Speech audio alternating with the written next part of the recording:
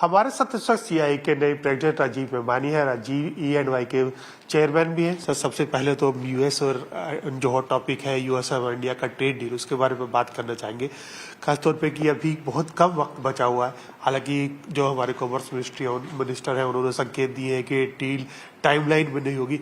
आप लोगों को क्या कंसर्न है? आपको लगता है कि पहले तो ये कि आपको लगता है कि जो डेडलाइन है 9 जुलाई तक की, उसमें ही हो पाएगी? ये बहुत जल्दी जो भी नेगोशिएशन हो रही है काफ़ी स्पीड से हो रही है। और दूसरा,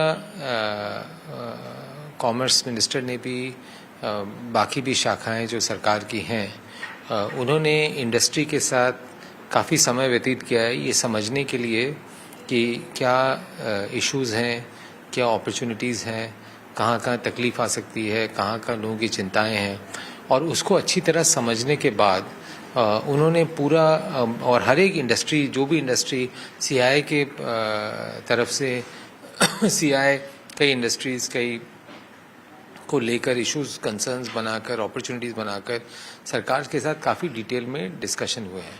तो इससे ये बात तो बिल्कुल साफ है कि सरकार ने बहुत डिटेल वर्किंग की है, गवर्नमेंट ने अंडरस्टैंडिंग की है कि क्या इश्यूज़ है, क्या कंसर्न्स है, जिससे उसको सही तरीके से जब नेगोशिएशन चल रहा हो उसको अच्छी तरह हर एक चीज़ों का इम्पैक्ट समझा जाए और वो उसका इम्प्लीकेशन करा जाए। और जो मंत्री जी ने ये भी बोला कि कोई ऐसी डेडलाइन नहीं है, और अगर ये तभी करेंगे अगर भारत के हित में हो, तो इंडस्ट्री बिल्कुल उसके साथ खड़ी है कि हमें वही करना चाहिए, चाहे किसी एक इंडस्ट्री का फ़ायदा हो रहा है या नुकसान हो रहा हो, पर जो चीज़ भारत के हित में है, ओवरऑल हित में है, वही करना चाहिए। हो सकता है इसमें हो नहीं हो, कुछ दिन आगे हो कुछ दिन पीछे हो, वो ठीक है।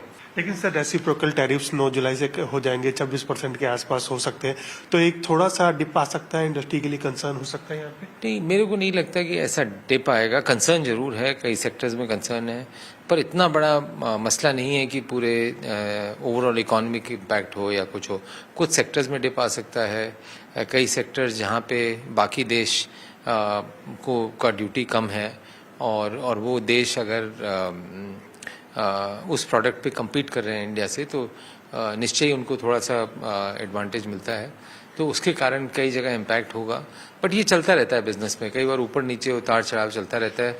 कोई और मार्केट ढूंढेंगे, कोई और जगह काम करेंगे, कुछ इम्पैक्ट रहेगा, हो सकता है कुछ फ़ायदा भी हो कहीं पे, वो चलता रहेगा। अगर हो जाए तो बहुत अच्छा है, और अगर ना हो तो कुछ ना कुछ उसका समाधान जरूर निकलेगा। लेकिन सब बहुत सारे ऐसे क्रिटिकल सेक्टर है, ऑटो सेक्टर है, या आप कहें हम एग्रीकल्चर है, जहाँ पर के अभी भी सहमति नहीं बन पा रही है, तो उसमें आपको थोड़ा सा असर दिखेगा। स्टील पर भी ड्यूटीज लगाने की बात हो रही है यहाँ पे। नहीं, स्टील पे तो ऑलरेडी है, लगा हुआ ही है, तो वो तो वैसे है, वैसे चल रहा है।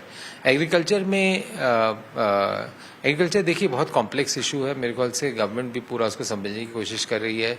बहुत बड़ा तबका है भारत का जिस पे उस पे फ़र्क पड़ता है, एग्रीकल्चर पे फ़र्क पड़ता है, और एग्रीकल्चर में क्या सब्सिडीज़ हैं, क्या नहीं है दोनों देशों के प्रति, वो समझना पड़ेगा।